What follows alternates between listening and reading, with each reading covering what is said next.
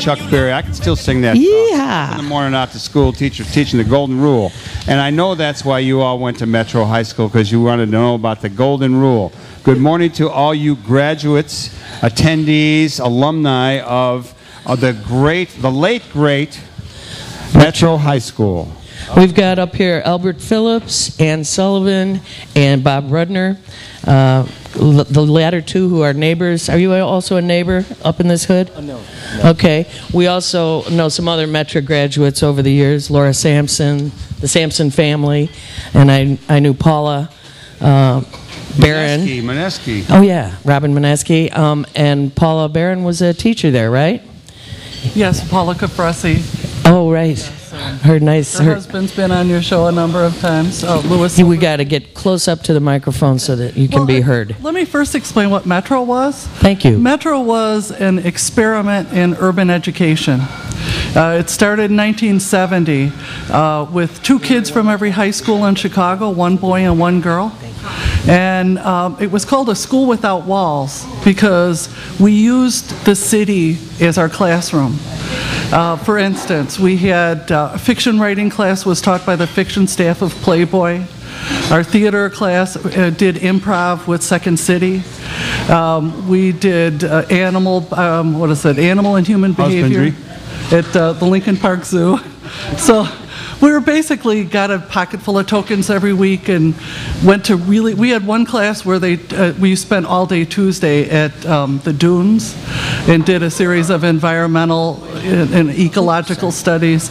It was just the most awesome thing ever. How did you wind up going, Ann? Well, I had dropped out of school, and my mother desperately wanted me to get a real diploma, but I just refused to go back to my old high school. Which was what? Hubbard High School. Oh, yeah. Eek. And rough-edged? It was actually not rough at all compared to most Chicago schools. Yeah, I think Dan McNeil did. Hell on wheels for a teenager, I must say. But Metro, the minute I walked in there, I walked into the school. A friend of my mom's had told us about it, and so I went down to check the place out and was sent into the office and found the principal had a desk in the office like everybody else, and the plate on his desk said Nate. Said what? Nate. N-A-T-E? Not Mr. Blackburn. Nate. Oh, I gotcha. So all the teachers, the staff were first name, which blew me away at 17. It was so radical. And it was just incredible. When they showed me the course catalog, wild horses could not have dragged me away from that school. That's so cool. Let me ask you the same question, Bob. How did you wind up at Metro?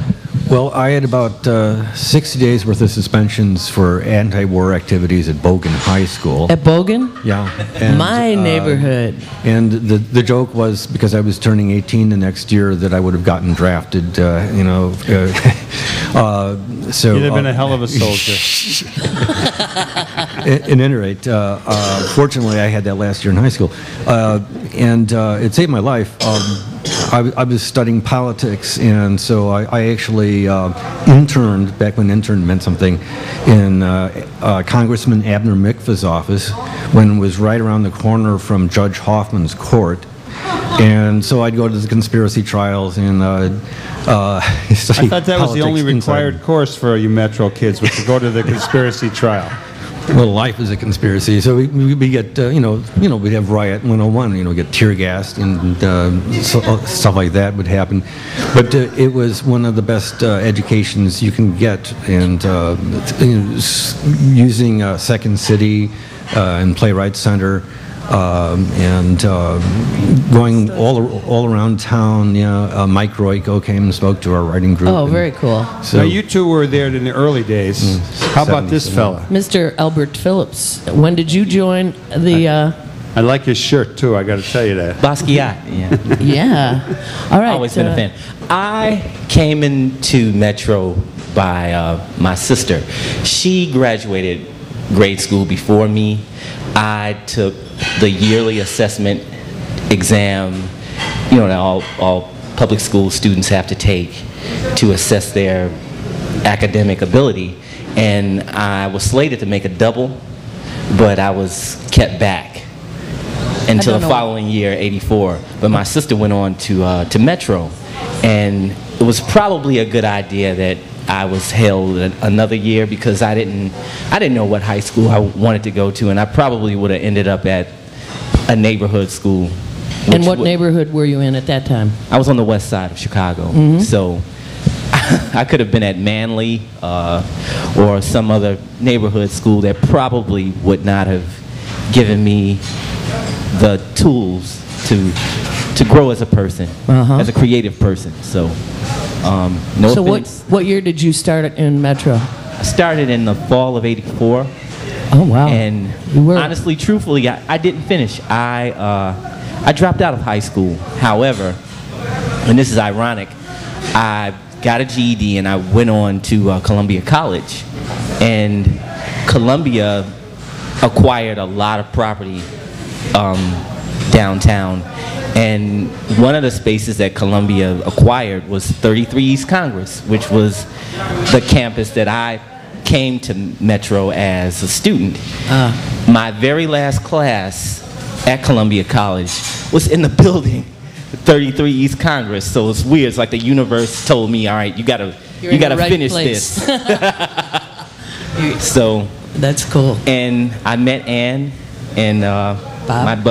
my buddy Bob here at an alumni party, and I found out that they were Metro alumni too. Was that the alumni party that took place down at the Montrose Hill in the 40th No, anniversary? no one remembers that one. Oh, I do because I saw it That on wasn't the YouTube official today. celebration, no. It was a lot of people, including Robin Mineski, telling us what a great school it is or was. Let me ask all three of you, what happened to Metro? What and why did it come to an end? Well, Metro wasn't a cookie cutter school by any stretch of the imagination. It didn't fit into anybody's little boxes. It was very messy, like democracy. It doesn't, it wasn't just the education. There was a lot of policies at Metro that just could not be transferred to a regular school. I mean, beyond the first name thing. And we didn't have grades. Everything was pass-fail. We didn't have mandatory attendance at classes. It was up to you if a class was worthwhile to attend, which is pretty radical. Very. And it was also, the students were intimately involved in the running of the school. Students were on the curriculum committee, on the teacher evaluation committee, on the discipline committee. I mean, students were involved in any decisions that were made at the school. And that was just not transferable. You know, it's interesting, not unlike talking to Mary Powers a few minutes ago, citizen engagement in the organizations, institutions, et cetera, that kind of rule our lives was all the thing 45 years ago. It didn't catch on the way it should have, but there was a significant number of individuals trying to start new institutions that would fill in, if you will, the missing pieces of whatever that institution, in this case education. I remember Summerhill was the popular book at that time about alternative education, and I was at Mundelein and we were studying that with Ivan Illich down in Mexico, alternatives to education, and I know some of them actually caught fire and are part of good schools traditions now, the city as teacher being one. And how is it nowadays when if you have contact with public schools, how do you reflect on maybe the lack of follow-up of that kind of work and that kind of institution that you were part of? Bob, what do you see when you look out there now? Well, as a board brat, both of my parents were teachers in the Chicago Public Schools, and of course their mantra for the Board of Education is "You should live so long," because it took forever to get anything. And, I like that. You should live so long. it's true, and it's still true.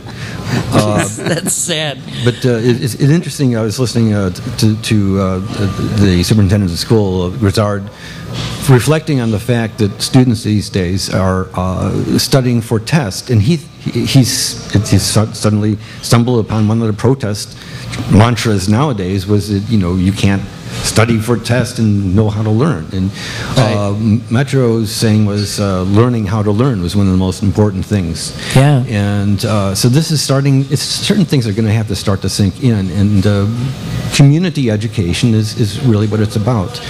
We used elements of the community, and the community educated us, and I think they did a great job. Yeah. And I think that's what happened is they closed us down because they were doing too good of a job. And like we had like 5 locations. They kept on moving us around town, and the problem was also configuring in the ancillary teachers, which is always a problem with any independent. The ancillary teachers? You know, teachers who were, you know, they just had a job like maybe somebody, you know, actually at Second City being one of our teachers and so on. Right. Do you have any reflections on that in your experience later in the school's history, Albert? I believe the question was why schools like that don't exist anymore? Yeah, if you can remember the question, you're a better man than I am, Gungadin. Well, your reflections on when you see, if you have any kids in public school now, or if you observe, as Bob brought up, the current status with Brizard and the conversation that may or may not lead to a strike this year. I don't know. Any reflections on how it has all played out? I'm not really inclined to make an assessment. However, I have a 22-year-old son who went to a conventional high school, and I guess it worked for him. However, there's a lot of students, I believe nowadays, who are like myself then, when I was a youngster, who didn't fit in a conventional box. I was athletic. I could run, jump, and throw a ball, but I was not into sports. I was into album cover design, drawing, music. Sure. And going to Metro meant that I was downtown. I was kind of aspiring to be a DJ as a kid, and I got kind of taken under the wing of a senior, and we would just go around to the different record stores downtown and kind of hang out and dream in between classes. And I don't think I could have done that at the neighborhood high school. Are there any alternative schools in the city today? I mean, we got all this charter school stuff going on with non-union teacher bases, and there's, you know, I've heard mixed reports. Some charter schools seem to be doing a good job. Some seem to not do as well as the public schools. Is there anything out there that reminds you of Metro, or that you see moving in a direction of some sort of progressive education? Or we got a zilch situation? I think we have a zilch situation. Zilch? I think that the charter schools are kind of replicants of the same model. Yeah. I mean, one of the problems is, I think, personally, is the reliance on textbooks. Like, you know, pre-formulated ideas on how kids are supposed to learn and what they're supposed to learn, and gone over line by line to make sure it's all politically correct. At Metro, we had no textbooks. No textbooks. We learned out of actual books from actual people. Our So you didn't have to buy teachers, books from Texas. No, we did not have to buy books from Texas, and we had a lot of books that were banned in the public schools that were on our reading list, that were really elemental reading for a lot of us. Yeah. And you know what happened with the students, especially when we look back at our 40th reunion, it was amazing to see. One of the attributes you see from Metro graduates was resilience. Because we got thrown out there on the streets, literally, to find our way around the city and deal with people all over, not just teachers and, you know, official people in the school, but actual people on the streets, in the communities. And it taught us to live in our world.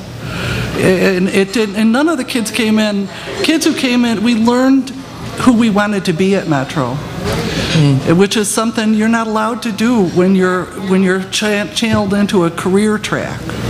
Well, I think that all of you went to Metro and have ideas on education that the forum or the world will open up for you to share your ideas, because education is such a crucial factor in society and life, and we are really backward in many ways about what we provide to people. So I want to encourage you to keep talking about Metro, and I would like you to share with the listeners now if there's a contact person for Metro alumni and other interested parties to get a hold of you. Yeah. Somebody. Yeah, I did send out the interview. I said the invitation. You can get a hold of me at Robert Rudner at Gmail. Robert Rudner at Gmail. No, it's Rob Rudner. Robert. Oh, Robert. Like I said, sorry. Robert. Sorry. Yeah, and so we're kind of re-sparking this. And it's interesting, there's this overlap with Columbia College, which, by the way, almost took over Metro, and it would still be around Too today. bad it didn't. Well, Columbia is going through its own changes. That's another story. We want to thank you all for coming on the show. And those of you who want to know more about Metro High School's history, I did find some interesting YouTube clips of some blissed out graduates down there in the park. And I saw people that I knew and people that I had seen. And there's one guy that had a button collection that rivals your button collection. I doubt Okay, that. let's have a big round of applause. For the We're going to Metro. ask Eli.